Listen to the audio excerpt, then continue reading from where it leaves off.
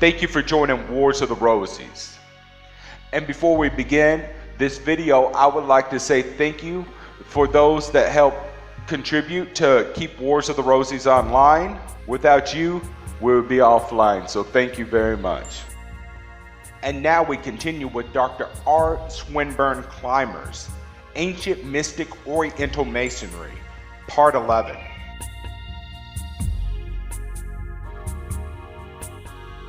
"150, in a German tract, printed about 1803, and bound up with another tract, which name appears on your screen, occur the following statements, which the true Masonic student will find very valuable and which show, as does all literature of any value, that the Rosicrucians were the real heads of all Masonic bodies. 1. The Templars worked with the so-called magical brethren at an early period of their existence. 2. A Rosicrucian manuscript states that at Cologne, with the motto Non Nominis Samora, this magical union was created there in 1115. 3. A manuscript of Michael Mayer's still exists in the University Library at Leiden, which sets forth that in 1570, the Society of the Old Magical Brethren, or Wise Men, was revived under the name of Brethren of the Golden Rosy Cross. 4. It is asserted that in 1563, the statutes of the Brotherhood were, on the 22nd of September, at Bâle, at a meeting of 72 Masters of Lodges, revised, set forth, and printed that the lodges of Swabia, Hesse, Bavaria, Franconia, Saxony, Thuringia, and those of the Moselle acknowledged the headship of the Grand Lodge of Strasbourg, that in the 18th century, lodges of Dresden and Nuremberg were fined by the Grand Master of Strasbourg, and that the Grand Lodge of Vienna or Hungary and Steiermark, the Grand Lodge of Zurich, which ruled the Swiss lodges, referred to the mother lodges of Strasbourg in all difficult and doubtful matters. 151. Says a student, there can be no doubt that the Theosophical and Magical Union above mentioned did exist as an organized secret society. The correspondence of Cornelius Agrippa von Nettesheim shows that he was a member of such a secret society, Militia Crucifera Evangelica, and it is further asserted that when he was in London, he established a branch of it in that city, Flood the Rosicrucian, as showing the secret societies existed in the universities, has the passage, notwithstanding any allegiance which I may have vowed by a ceremonial rite to Aristotle. The Gnostic principles were spread under the form of Aristotelian philosophy at Paris and elsewhere. In my youth, these societies used the double triangles or Scylla Solomon, and in the ruins of one of the old temple preceptories in France was found a copper medallion with the lamb surmounted by this Kabbalistic symbol. 152. 2 points, writes Cooper Oakley, and this interesting note can be corroborated by further evidence. The Rosicrucian manuscript mentioned in paragraph 2 is also mentioned on page 56 of a most valuable German book by Friedrich Gottlieb Ephraim Wise, or Magistri Pankow. Its name, which appears on your screen, was published in Amsterdam, 1781.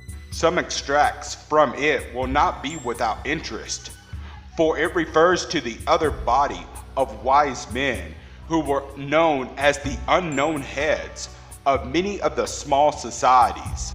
The conditions of entrance are briefly given as follows. 3. Whosoever wished to be admitted to the secrets and afterwards to be initiated must be a man of honor and of true spiritual power, and he must be already of considerable learning, for only those were accepted, of whom it could be hoped that they would be of great service to the sacred alliance. 10. The initiates wore a triangle, symbolic of the three qualities of the demiurgus: power, wisdom, and love.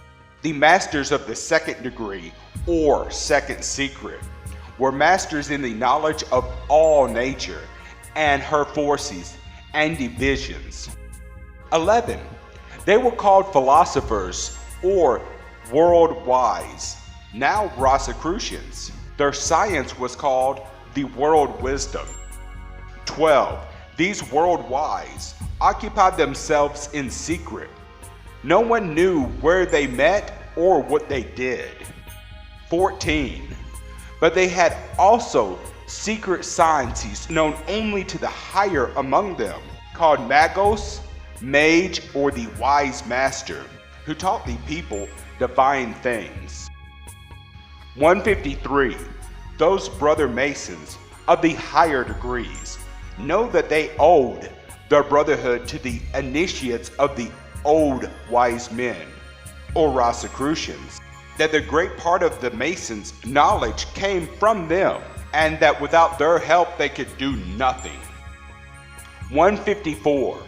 Long before the year 1118, there was a society which in the mysteries of the ancients took the place of the last and youngest grade, and which had the same position with the Temple Herrerin, who had adopted it with the other teachings of the wise ones. They were the novices from all time. As in the time of the Inquisition against the Templars, no one knew anything about the lower and last grades, and those who belonged to them had no public connection with them, and thus lived without attracting any attention. They were overlooked in the cruelties of the time. One did not think of them, as the members of the Templars who escaped were few in number and died one after the other.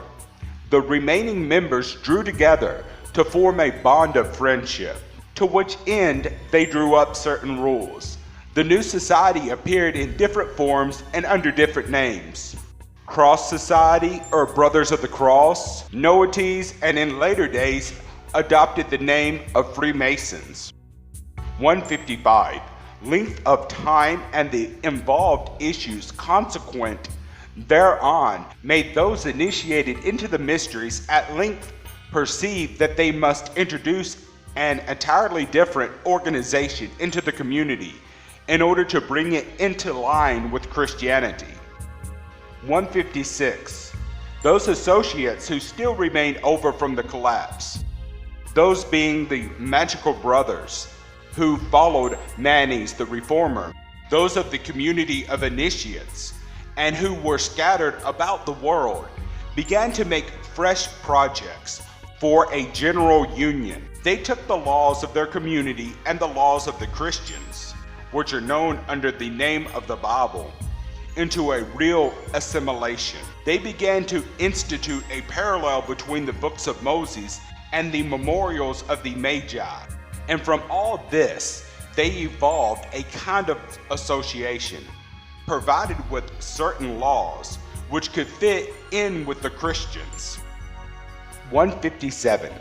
The association was, as is always the custom with innovations, in the beginning somewhat dark and involved.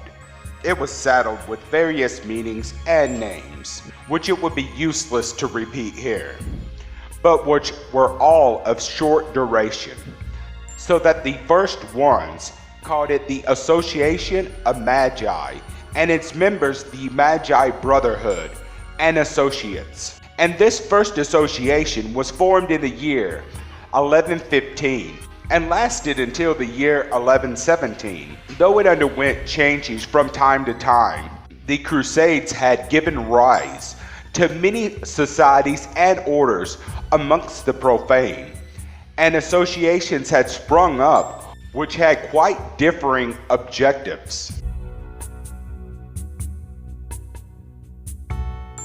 158 says Baron Hans Ecker von Eckenhofen in his treatise, when writing of, which can be read on your screen. These writings date from 1510, showing that a body of mystics was known at that period. These Knights of Asia also called themselves the Knights of St. John, and it is a curious fact to notice that one of the Masonic records, which has caused an infinity of discussion and also of dissension among Masons, is the celebrated Cologne record, which is dated 1535, and in which an order of St. John is noticed.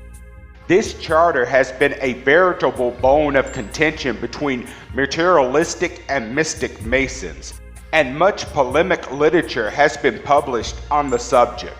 The mystics hold, and rightfully so, it to be true on external and internal evidences, while the materialists reject it as they reject all such evidence. 159. In the record there is the name of Philip Melanchthon, the friend and co-worker of Martin Luther, who appears as a brother in the Order of Freemasons.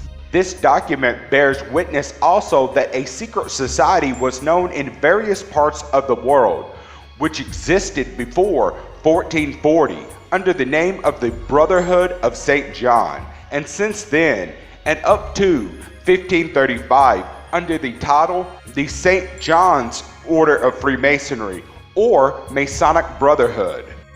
160. This society, the present Masonic body, was reformed and rearranged in the year 1717, the generally accepted modern date of the materialistic and non-mystic Masons. It became more atheistic in its views and more democratic in its tendencies. 161. Amongst other deeply interesting matter, the Charter of Cologne contains the following passage. 162.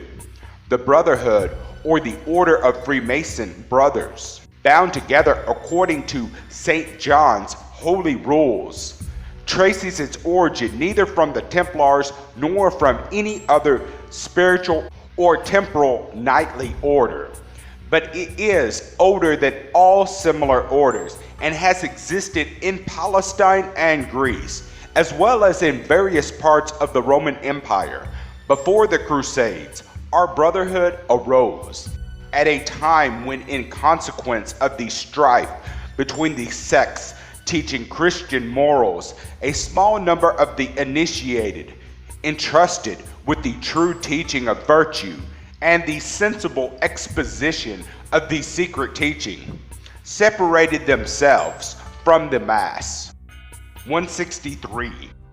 According to the record, the following reason was given for the adoption of the name. The masters of this confederation were called the St. John's Brethren, as they had chosen John the Baptist, the forerunner of the light of the world, as their original and example. 164. It is well to add here a few details about the Knights Templar, since they are so intimately connected with the Masonic order, details which will serve to show the inner aspect of their tradition. Much has been written about them, and their history from one aspect is better known than that of almost any other mystic organization. But the fact of a secret teaching is not sufficiently clear. That there was a secret doctrine amongst the Templars is shown by Neef in his work, which can be read on your screen.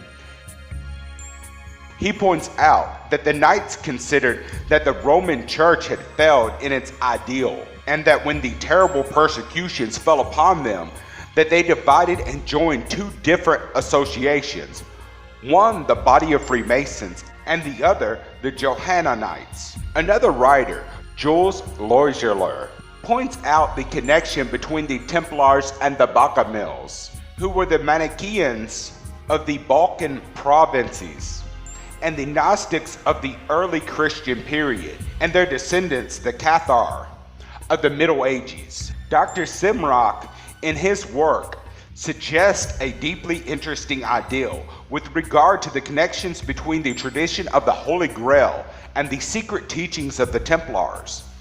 He considers that the Grail tradition, which is drawn in some parts from the Apocrypha Gospels, is the basis of the secret teachings of the Templars.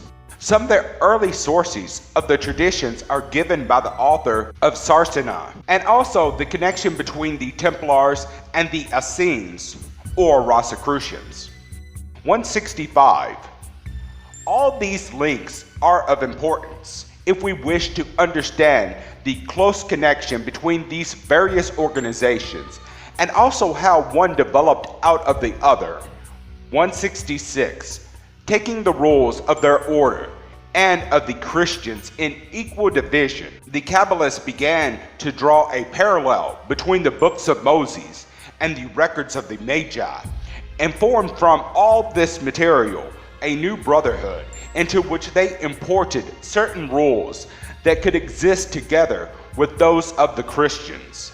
During the Crusades, there were several orders of widely different views, and among numerous others in the year 1118, the Knights of the Temple, with whom the Magi joined themselves, and to whom they imparted their principles and mysteries.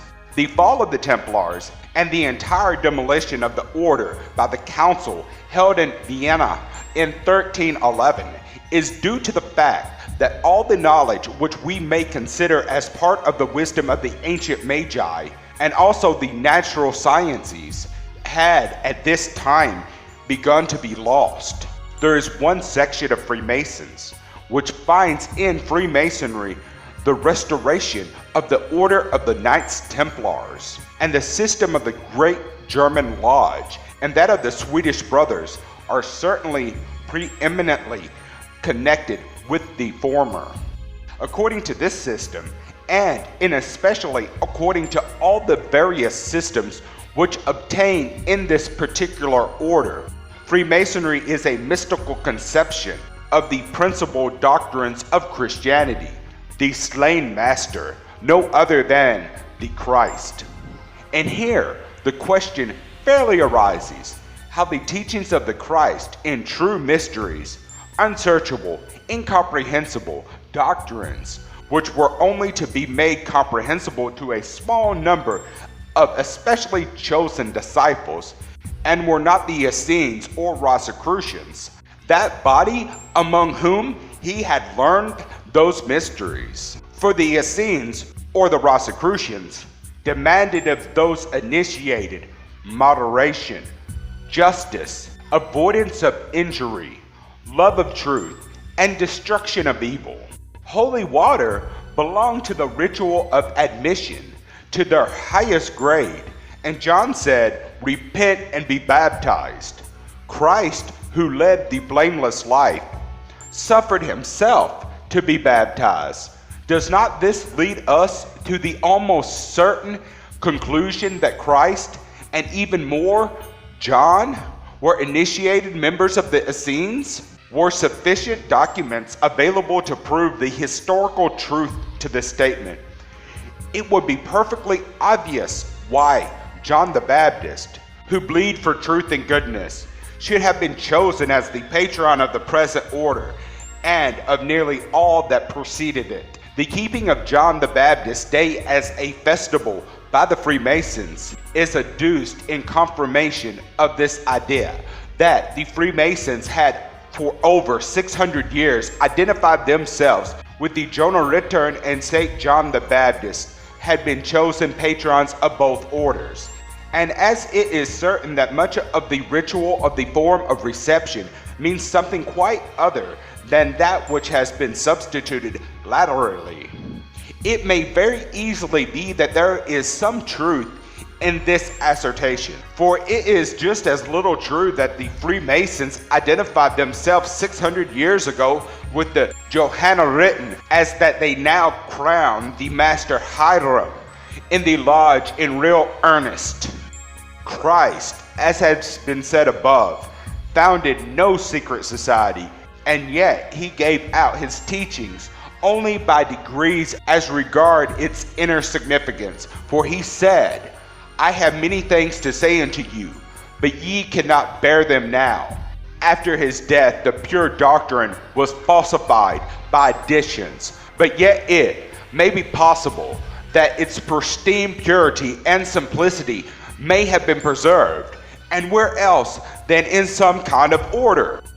In the early Christian church, there was a disciplina arcana, and in this manner were the mysteries transmitted among the few. And even in the time of the Crusades, where there were still living descendants of the Essenes, the Order of the Knights Templar was founded in the year 1113 by Gottfried von St. Omar, Hugo de Paynes, and 7 others whose names are not known. They concentrated themselves to the service of God according to the form of the Canonicorum Regularium, and took solemn vows before the Bishop of Jerusalem, Baldwin II, in consideration of the office of those 7 servants of God, lent them a house near the Temple of Solomon.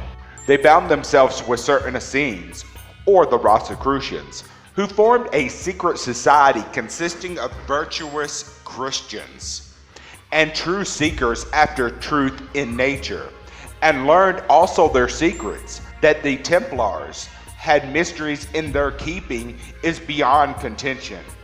The order had secret ceremonies of admission, glorified in possessing such, and for this reason several of its members endured martyrdom. The Order of the Knights Templar contained many of the best and most far-seeing minds among the parents of Freemasonry, and, as is well known, there were whole branches of Freemasonry specially devoted to the restoration of the Templars, and the Johannites and other systems taught this descent, even before the strict observation became generally known, which insisted on the restoration of the Templars as the highest aim of the mysteries. If we consider closely the similarity between the customs of both orders, we shall find that the reception and other ceremonies of the Order of Freemasonry relates to that of the Knights of the Temple exactly, insofar as to enable us to say with positiveness that the Freemasons preserve in their midst the mysteries of the Templars and transmit them. That the Templars possessed secrets is witnessed by the evidence in their procedure. The Freemasons claim the like procedure for themselves, for from grade to grade the aspirant is told that later he shall experience yet more. More what? Also a secret? 9 brothers founded the Order of the Templars, the chief and hieroglyphic number of the Freemasons in 3 times 3. The Templars held divine service in places that were interdicted by the strictest observations. They reserved these for themselves or set them aside. They appealed to the rights of their forefathers. Thank you for watching. Please don't forget to share, like, subscribe, and comment. And if you can, please consider donating a little towards the Rosies. Links to PayPal and Patreon are in the description. Thank you very much.